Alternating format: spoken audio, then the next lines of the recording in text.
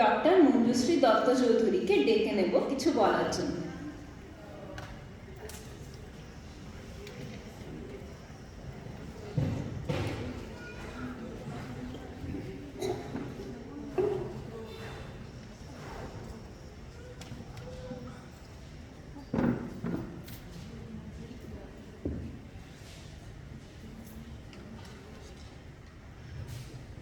সবাইকে স্বাগত জানাই এবং আজকের অনুষ্ঠানে উপস্থিত থেকে ছোটদেরকে উৎসাহিত করার জন্য আন্তরিক ধন্যবাদ জানাই।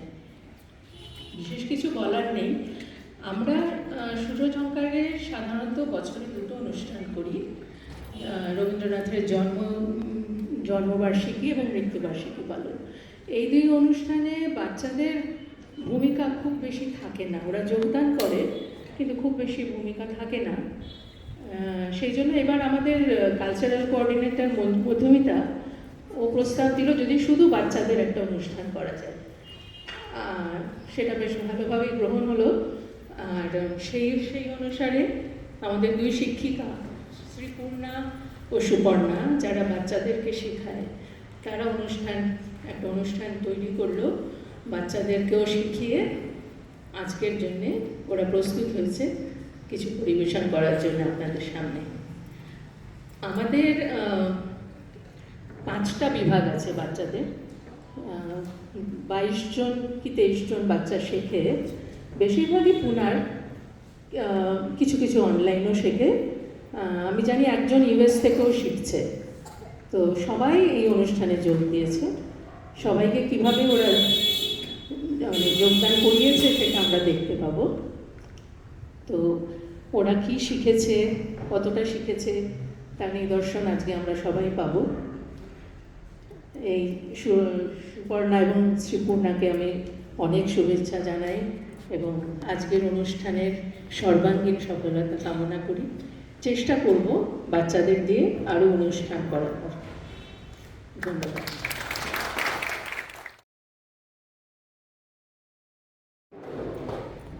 আজ আমরা পরিবেশন করব প্রকৃতি ও বিচিত্র পর্যায়ে কিছু রবীন্দ্রসঙ্গীত।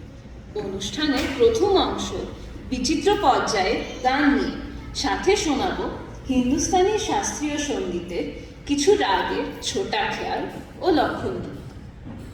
রবীন্দ্রসঙ্গীতকে 6টি পর্যায়ে ভাগ করে গেছেন গুরুদেব নিজে: পূজা, স্বদেশ, প্রেম, প্রকৃতি, বিচিত্র ও আনুষ্ঠানিক। বিচিত্র পর্যায়ে আছে নানা রঙের গান, কবিগুরু দীর্ঘ জীবনের বিভিন্ন সময় ও পরিস্থিতিতে লেখা বিভিন্ন অনুভূতির গান। শ্রী শান্তিদেব ঘোষ বলেছেন, রবীন্দ্রনাথ এমন কতগুলি বিষয়ে গান রচনা করে গেছেন যা নিয়ে গান রচনার কথা তার আগে কেউ ভাবেনি। যেমন খেলার গান, চলার গান, চাষ করার গান, ধান কাটার গান, আলোর গান, হাসির গান, এমনকি চায়ের আসরের গান পর্যন্ত লিখে গেছে। হায় হায় হায় দিন চলি যায়, চা স্পৃহ চঞ্চল, চাতক দল চলো চলো চলো হে, তগ বগ উচ্ছল কাথলি তল চলো কল কল হে। শুধু বিষয়ের বৈচিত্র্যই নয়, এই পর্যায়টিতে সুর, তাল ও ছন্দের বৈচিত্র্য বিশেষভাবে লক্ষণীয়। আমাদের প্রথম নিবেদন অচলায়তন নাটকের গান। সমবেত কণ্ঠে প্রস্তুত করছি আলো আমার আলো।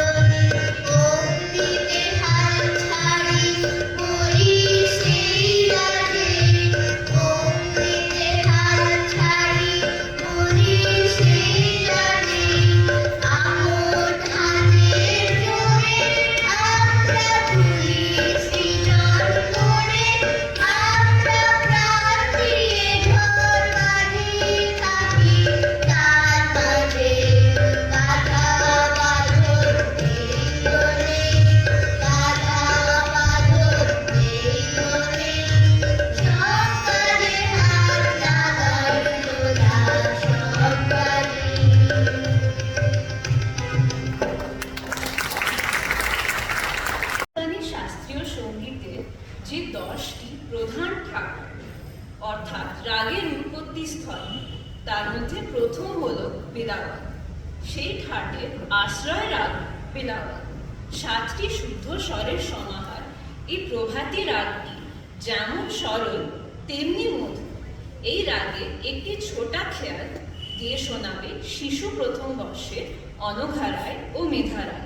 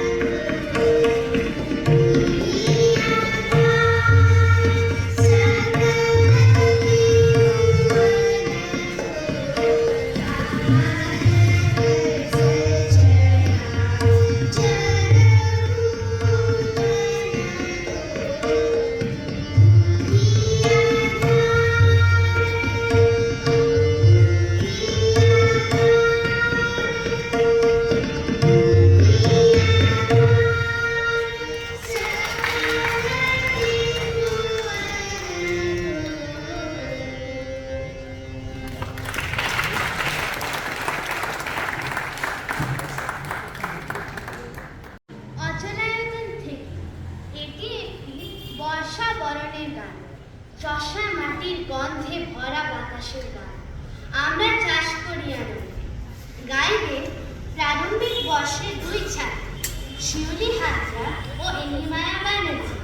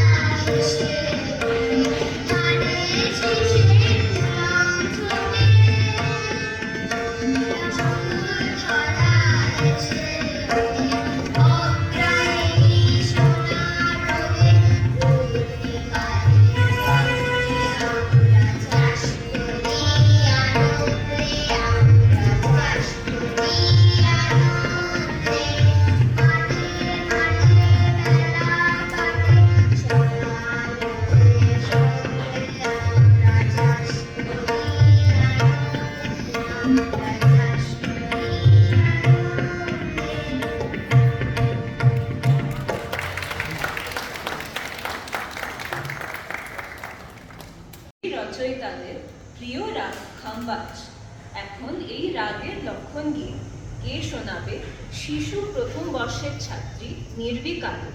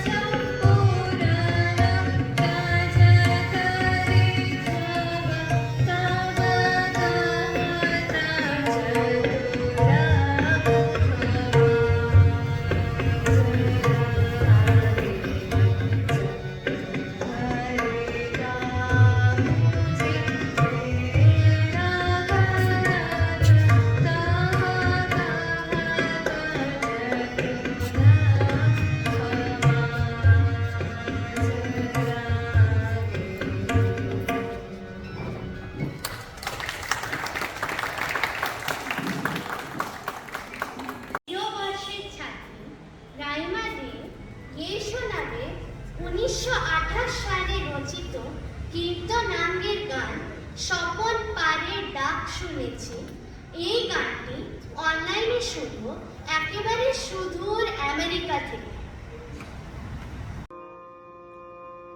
স্বপন পারের ডাক শুনেছি জেগে, তাই তো ভাবি কেউ কখনো খুঁজে কি পায় স্বপ্ন লোকের চাবি।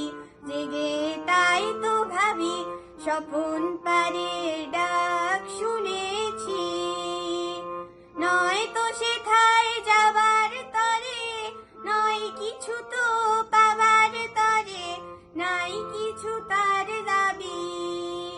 বিশ্ব হতে হারিয়ে গেছে স্বপ্ন লোকের চাবি।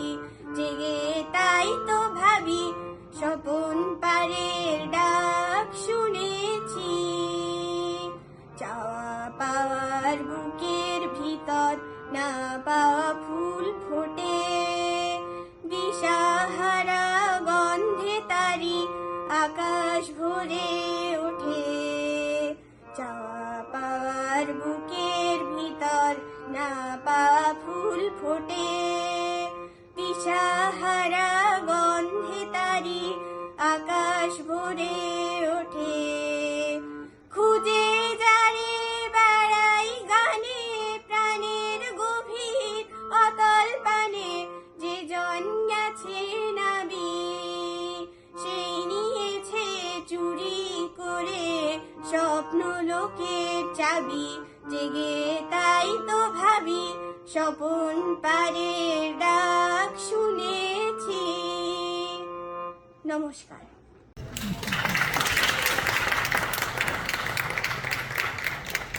গান্ধীনগর থেকে প্রারম্ভিক বর্ষে ঈশা আলমী শোনাবে ফাল্গুনী নাটকের গান মোদের যেমন খেলা। এই নাটকের প্রকাশ 1916-তে। এই গানটি বহু বছর ধরে বিশ্বভারতীর বার্ষিক ক্রীড়া উৎসবে ব্যবহৃত হয়েছে। গানটি শোনবার আগে ফাল্গুনী নাটক লেখার সময়কার একটি গল্প শোনা।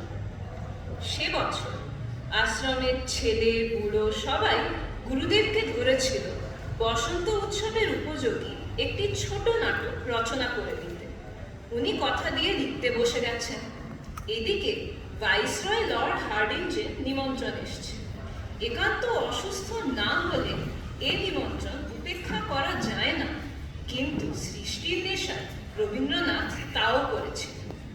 বলেছিলেন, গানের সুরগুলো মস্তিষ্কের মৌচাকটার মধ্যে গুনগুন করতে লেগে গেছে। বুধবার যদি এখান থেকে বেরোতে হয়, তাহলে আমার রসের যোগ্য ভঙ্গ হবে। আমার লেখাটায় ওটা 4-5 কুচি ডাল বেরোতে তাকে একেবারে ছাগলে খাওয়ার মতো দশা করবে। তাতে পৃথিবীর কোনো ক্ষতি না হতে পারে, কিন্তু কবির পক্ষে সেটা উপাদেয় নয়।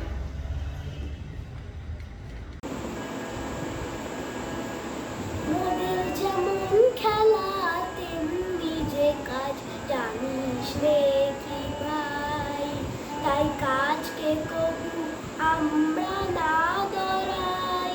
মোদের যেমন খেলা তেমনি যে কাজ, জানিস রে কি ভাই, খেলা মোদের লড়াই করা, খেলা মোদের বাঁচা মরা রে।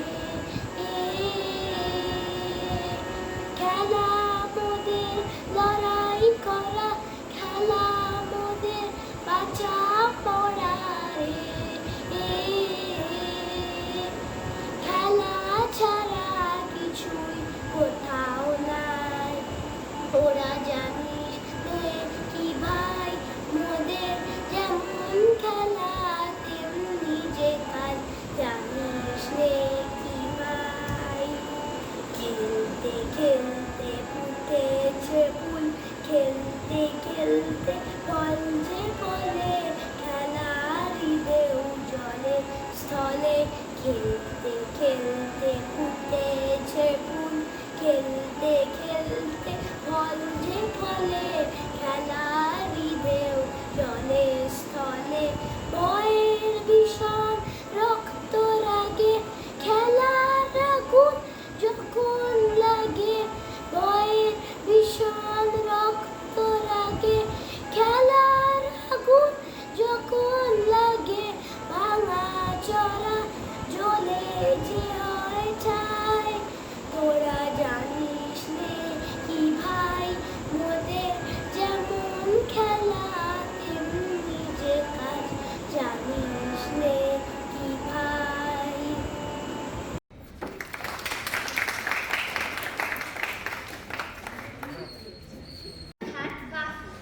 কর্ণাটকী ধারায় যার নাম হরহর প্রিয়া, টপ্পা, হোলি, কীর্তন, ভজনে বহু ব্যবহৃত মধ্যরাত্রি এই রাগে ছোটাখাড়া গেয়ে শোনাবে শিশু দ্বিতীয় বর্ষের আরোহী ঘোষ ও শরণ্যা দাস।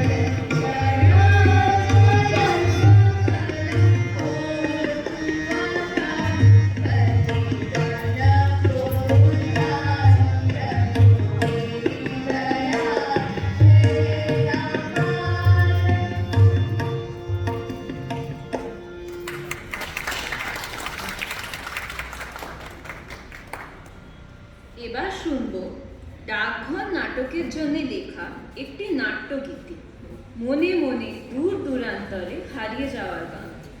শিশু দ্বিতীয় বর্ষের কিংসুক নিয়োগী ও অমেয় চৌধুরী গাইবে কোথাও আমার হারিয়ে যাওয়া।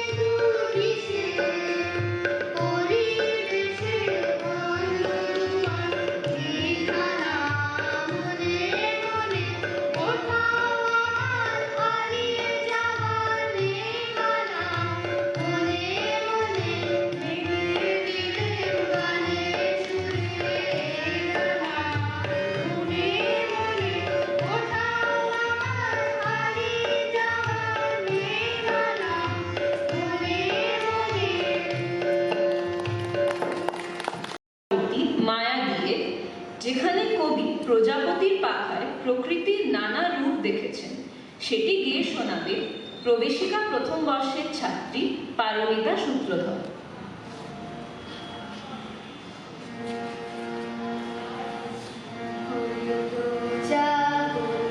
মায়া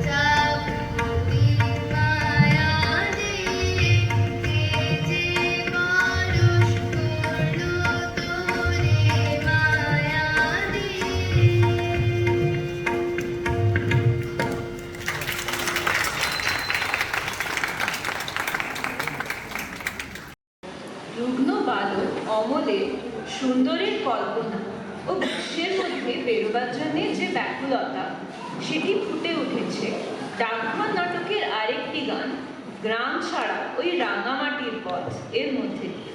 গানটি গেয়ে শোনাবে প্রবেশিকা প্রথম বর্ষের ছাত্র সমীর গুপ্তা।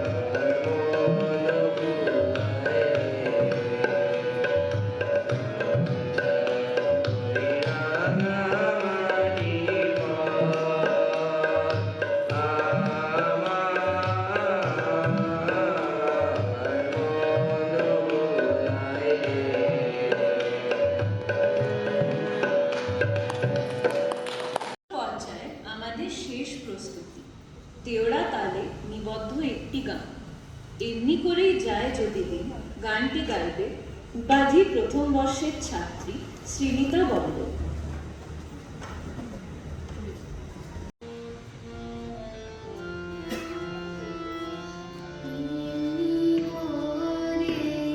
যায় যদি